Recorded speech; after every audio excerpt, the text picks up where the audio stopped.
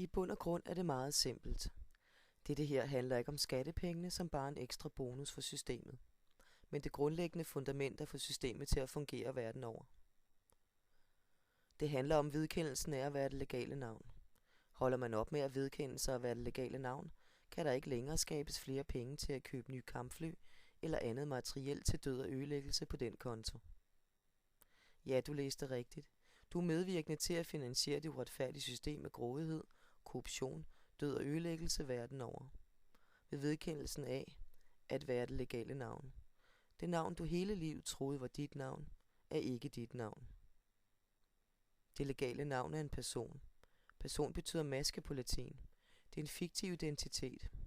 En stråmand. Et gældsbevis blev skabt ud af informationerne, som din mor, far, værge, etc. gav systemet, da du blev født. Fødselsattesten er kun en kopi af det oprindelige dokument. En aftale mellem din mor, far, værge og systemet. Det har ikke noget med dig at gøre. Du var kun en lille baby, da aftalen blev indgået af din mor, far og værge. Vidne, uvidende.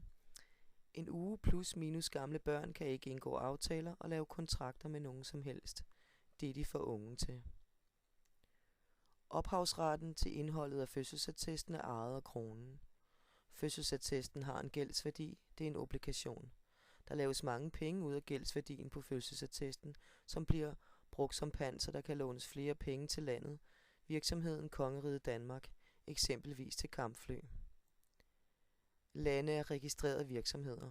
At du siger, du bor, er i Danmark, svarer til du bor, er i varehuset Bilka, som jo bekendt er en virksomhed.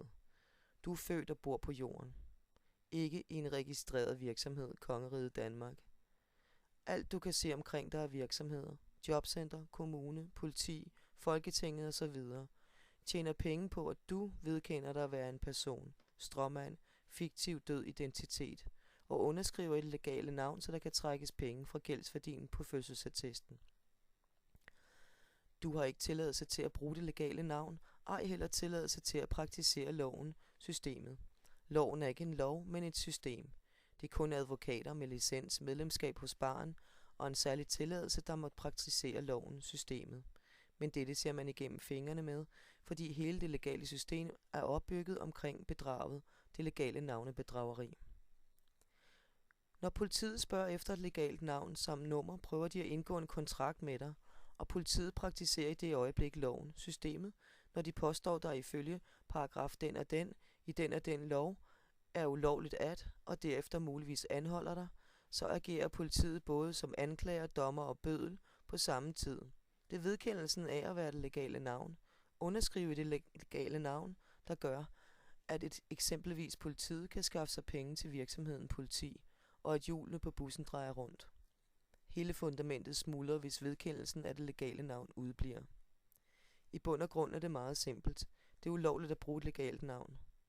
Barn, International Bar Association, The Danish Bar and Law Society.